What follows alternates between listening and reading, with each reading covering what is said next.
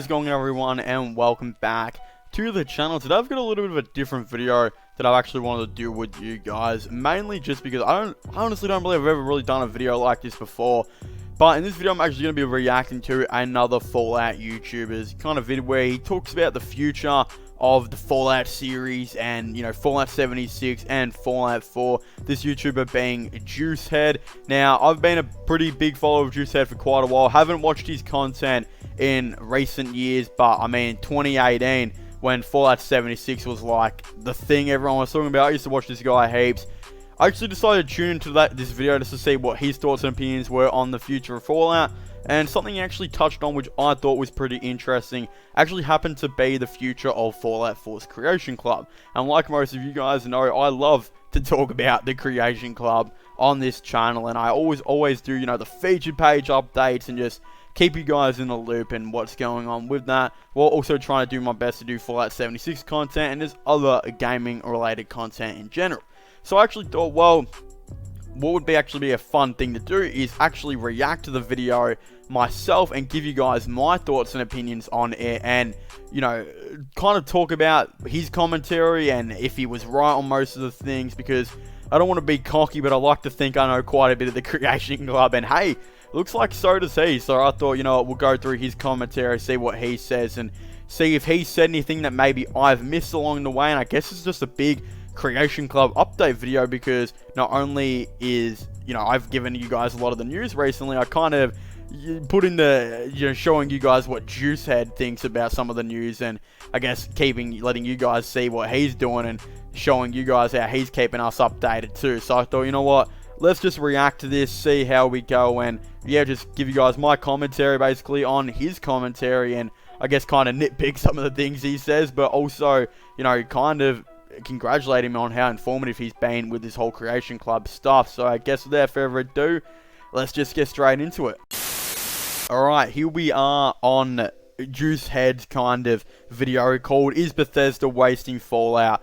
I'm pretty excited to get into this and do the commentary with you guys. I guess without further ado, let's just get straight into it. So he's playing some Fallout 76 right now, but again, he does get into the Fallout 4 stuff right here. On the other hand, and perhaps the most confusing situation yet, is actually with Fallout 4. Very Fallout 4 confusing. is still a massive game, and in fact, as I'm recording this video, Fallout 4 has more players than Fallout 76 on both Steam. Can we just look at that? Can we just put that into perspective real quick? That, like, I don't think this is a bad thing. I don't think this is really a thing of like Fallout 76 is a bad game. This is like comparison on that.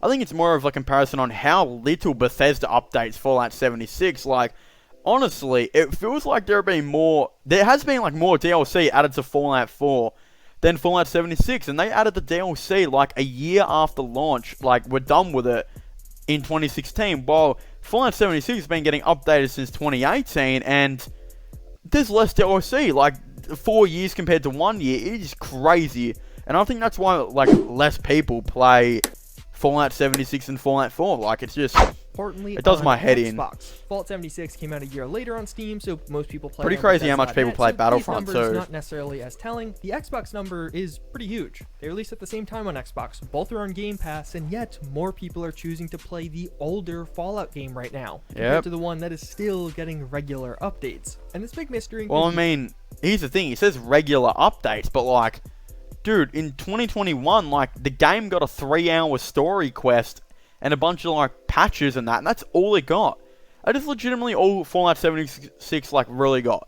It is ridiculous how little content we are getting for this game. So 2022 better be a huge year, and I heard it's not really going to be, you know, thus far, as like the first thing we're getting is in March, and it's like an Aliens thing, which is going to be there for 2 or 3 weeks. It's like, you know, oh my god, it just does my head in. Around Fallout 4 is with Creation Club. Yep. Fallout 4 has a ton of completed items in Creation Club. They were working on this Creation Club content as recently as early 2021. Hold on, let's just read this for a second, because I've also talked about this before, but this is from a dude named Cardo Griffey.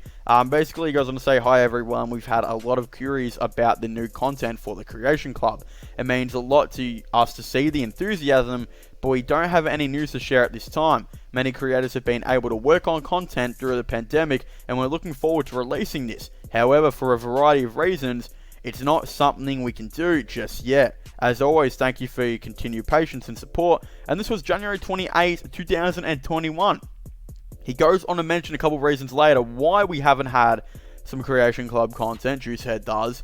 Potential reasons. And yeah, it's just stuff I've said before, but like, so about 1 year ago, people were it's only been a year working on since stuff for Fallout 4 like stuff has Club. to be completed, we saw right? A massive amount of content released for Skyrim, and seemingly there is a similar amount of Fallout 4 content just kind of sitting there, paid for by Bethesda. Bethesda pays for this content up front, but otherwise just collecting dust with seemingly no intended plans for release, or we don't know when this will come out. The last Creation Club stuff came out at the end of 2019, and this is for a game end of 2019.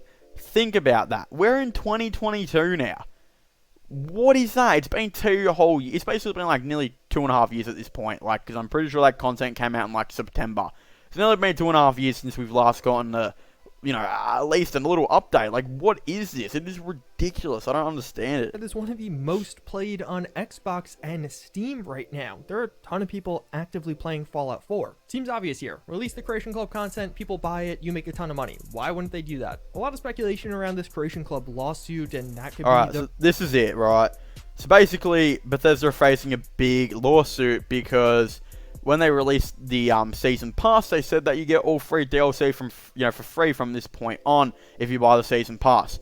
Basically, the Creation Club they did not get for free, and the lawyers argued that everyone who bought the season pass should get all Creation Club content for free because it's mini DLC, but they never did. So it's just another Bethesda mistake. The lawsuit argues that people who purchase the season pass should get Creation Club content for free. And although that could be a huge issue, you have to imagine there's some kind of workaround. Skyrim's Creation Club managed to continue and perhaps selling things with... See, that's the one thing I kind of disagree with what he said. He said Skyrim's Creation Club managed to continue. But from what I know, I don't think Skyrim had a season pass like on launch or anything like that, which makes it kind of seem that like the reason they were able to do these, mini DLCs, Creation Club content, was because there was no season pass, so they didn't promise anyone that all DLC from this point forward would be for free, if you know what I mean. So I think that's where he's kind of wrong here, and that's why Skyrim was able to work around it. But I do agree with him with saying that there has to be some kind of work around this, right? Like, how has this lawsuit not been settled if it's been like 2 years of an ongoing thing? You think it would have been settled very, very like, I don't even care about COVID. It should have been settled like that. I don't understand. Like, definitely let me know, guys, down below. Do you guys think that Bethesda in the right or in the wrong? Again, I'm probably not going to really judge on them or say my thoughts and opinions. But what I am going to judge on is how the hell has this thing not been completed like that? Like, it should have been less than 6 months for something like this to be completed. Like, honestly, I'm just surprised Bethesda just haven't thrown in the white towel and said, we don't care anymore. We just want to do our thing. Whoever has the season pass can probably get it for free. I wouldn't even be surprised. Or maybe even do this new thing, like if you now buy the season pass now, you get all the Creation Club for free. And if you've already owned it, then you get more the Creation Club we upload going forward for free. This could entice a lot of people to buy the season pass now. Like, I don't understand how there's just not been a workaround it. I agree with him on that. It doesn't make any sense. It's just so stupid. Club in a bundle or re-releasing the game as a new version or something could work. It just in general seems super odd that Bethesda has all of this completed content for what is, at least as of this week, their most popular Fallout game, and they're not finding a way to release that, or at least they haven't for the past couple of years. But that's really only one half of the coin, as on the other side, there's also a pretty massive handicap when it comes to Fallout on Xbox specifically, and that is the Fallout 4 mod. This is the mod stuff, like this is very true as well. Limited by the 2 GB of mod space limit. That's crazy. 2 GB? That's insane. That has 5 GB of mod space. This means that even though we are getting some of the best mods for Fallout 4 ever, like Sim Settlements 2, which released on Xbox, I've heard it's pretty big. Only barely able to get these projects to fit at this point. And let's say you want to use Sim Settlements 2, you're going to be really limited in what other mods you can use because the vast majority of your mod space is going to be dedicated to that project. Very the mods true. As a future to Very continue true. the sustainability of this game is significantly hindered for Fallout Fallout 4 on Xbox. And that's why we're seeing Skyrim on Xbox be so much more successful. Yep, to mention, they got a special edition now. Another yeah, re-release. there you go. Even before that re-release, Skyrim on Xbox was still more popular than Fallout 4 on Xbox. This mod space limit is a major factor. It's a concern. It is a Skyrim concern. on Xbox just has way more and way better mods to download. Bethesda has mentioned how they could increase the mod space limit, but it would require wiping everyone's mod lists on Xbox. And that is an issue. This Creation Club content, the mod limit, there's got to be some kind of solution here with a re-release, a free update, or something on the horizon. Yet we still haven't heard or seen anything like that. And even just as a super small but pertinent point, Fallout Shelter Online. All right, we'll get into that in a little bit, but like, this is what I think he's kind of right with something here. Is what about the Fallout 4 like a special edition? Like the game came out in 2015, hasn't had a edition come out for it, and Skyrim's had like 14 at this point. I think it makes sense to release a special edition because they had a Game of the Year edition, which was just all free, just DLC just came with it, which was kind of cool. But I think now that you could legitimately release a Fallout 4 like special edition with the updated graphics and that for PS5 and, you know, Xbox Series X, which we've seen they did an updated graphics pack rather for the PC. Now you can probably do that for the PS5 and the Xbox Series X. And then the thing that you kind of look at now is improving and building on that, you know, mod size. Like, considering it'd be now a special edition, you'd think they'd be able to kind of get the mods kind of going. Everyone would start from scratch. No one would have their mods pretty much carry over, most likely, unless they, you know, they would have to sign into their account and download them all. Bethesda could maybe do that, though. Everyone starts off with 0 mods now. Then it's maybe 6 gigabytes instead of 2 gigabytes. This would make a lot of sense, as then people can just end up re-downloading their old mods from their PS4 by just maybe signing into their account on PS5 and, you know, doing it like that. Just, you know, downloading all the mods from there, because your load order will be there. They just won't be downloaded onto the system. Maybe they could do something like that. So basically the special edition could have a bunch of new Creation Club content, similar to what the Skyrim one did. It can have the updated graphics pack, which the PC has. And it can have, of course, way bigger mod size and all that type of stuff, and maybe some mini DLC or something like that. I think that makes a lot of sense. He goes on to talk about Fallout Shelter Online, which I guess will, you know, it doesn't really matter because I think a lot of people know about this, but also I kind of want to make a separate video myself, maybe talking about this. But he's right, we should have a special edition by now, or at least something. I'm not too sure where it's going to be, but again, it just makes a whole lot of sense to maybe do something here and there.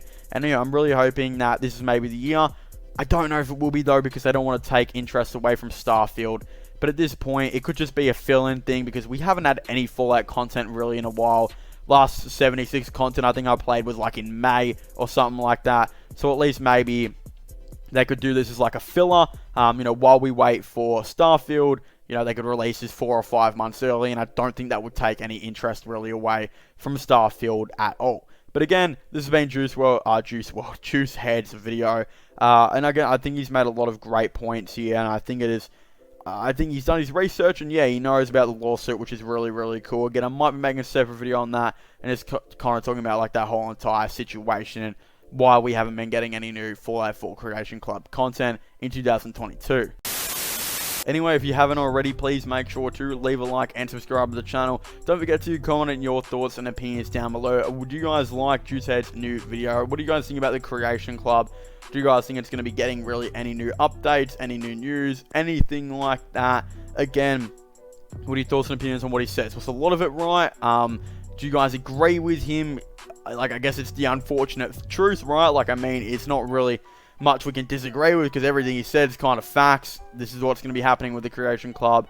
I'm hoping something does come with Fallout 4 soon, maybe a special edition, something like that. He kind of hit the nail on the head with that one. So again, there's kind of a lot to go on with and all of this type of stuff. But again, I'm really thankful another YouTuber has kind of, you know, shed some light on this whole Creation Club situation, because I think it needs to be talked about a little bit more. I don't know why we have any new content. It is really ridiculous at this point, and it really hurts my head and gets me very annoyed. Because again, I've been really wanting to make new content on the Creation Club and just haven't been able to, so it kind of sucks. But of course, if you haven't already, please make sure to, just leave a like and subscribe to the channel. Comment your thoughts and opinions on this down below. Go subscribe to his channel. Hopefully I'll remember to link in the description down below. If not, just search up Juicehead, who comes up straight away. But again, go subscribe to my sports channel, my IRL/vlogging channel, and my podcast channel. All of them will be linked in the description down below. But as I was saying, please make sure to leave a like, subscribe, and comment. And I'll see you guys next time. Goodbye.